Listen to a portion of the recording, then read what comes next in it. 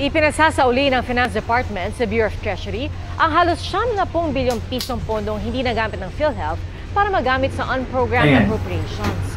So bakit kailangan ibalik ang pondo ng PhilHealth sa Bureau of Treasury or sa Department of Finance? Na ayon sa PhilHealth Universal Act, bawal yun, no? So bakit pinalipat ng mga House of Representatives doon sa diba, very questionable? Kasi daw para punduhan ang ibang proyekto. Kaya pala siguro nauubusan na ng gamot ang mga city health. Nauubusan ng gamot ang mga ibang public hospital. Napakahina ng health service natin dito sa Pilipinas. Sa totoo lang. I'm telling you, when I was in Manila, I was admitted Dinggo.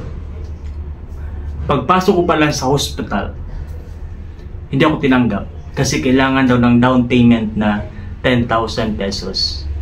See? Tapos ang kaltas sa PhilHealth, 10,000 pesos lang. But anyway, that was a former President Duterte. Pero nabago yun. Pero bakit kailangan kunin ang pundo ng PhilHealth para ilipat doon sa mga proyekto ng ibang gobyerno pang patayo ng tulay at kalsada? Para yan sa kalusugan. Health is wealth. Dapat hindi yan kinukuha. Tingnan mo kay former President Duterte, walang health emergencies. You know why? Kasi hindi niya kinukuha yung pundo sa PhilHealth. Kasi para talaga yun doon. Nakasaad talaga yan doon. Naka-align talaga yan doon para sa mga Pilipino. Tama? Bakit niyo ngayon ililipat yan sa mga proyekto sa iba? Ngayong pundo na yun ay para lang naman sa mga mamamayang Pilipino. No? Ang laki, 90 billion.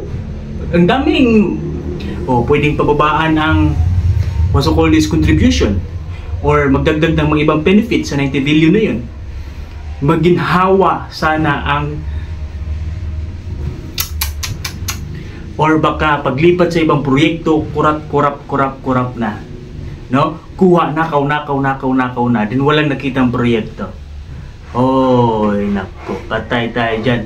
Tingnan mo si Doc Willie Ong, nagpagamot sa Singapore kasi kapag dito daw siya sa Pilipinas patay na siya kasi meron siyang sarcoma. Tama? Okay, ayon sa interview niya, kung sa Pilipinas ako, Jessica, nagpapagamot, patay na ako. Pero doon sa Singapore, napakadali lang daw, napaganda ng health care service nila doon.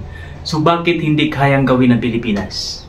Okay, 90 billion, napakalaki na yun guys, para sa ating mga Pilipino. Pero bakit ililipat sa ibang proyekto papagawa ng tulay? Saan yung ibang pundo?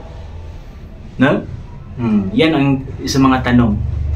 Inutusan ang House of Representatives na ilipat ang pondo ng PhilHealth doon sa mga unprogrammed daw para sa mga tulay, kalsada, etc. Running 4 years na ngayon. Wala namang nangyari. Wala namang kami nakikitang mga yan ang sinasabi ko. Malalim masyado ang bulsa ng ating mga ang ating mga pinuno. Anyway, by the way, isa po akong public administration at nag-aaral ng public administration course. So don't forget to subscribe our YouTube channel.